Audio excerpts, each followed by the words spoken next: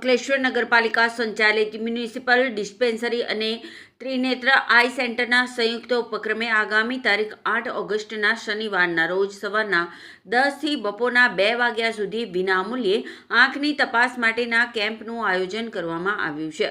આ કેમ્પમાં આંખના નિષ્ણાત તબીબ ડૉક્ટર તૃપ્તિ ગુપ્તા અને ડૉક્ટર દિવ્યેશ જીનવાલા સેવા આપશે અને તેઓ દ્વારા પડદાને લગતા રોગો, ઝામરનું સચોટ નિદાન, મોતિયા તથા કીકીની સારવાર અંગેની તપાસ કરવામાં આવશે। ત્યારે આંખના દર્દીઓને આ કેમ્પનો લાભ લેવા જણાવવામાં આવ્યું છે। नमस्ते, मेरा नाम डॉक्टर तृप्ति गुप्ता, मैं त्रिनेत्र आई हॉस्पिटल में कंसल्टेंट ऑप्थेल्मोलॉजिस्ट हूँ।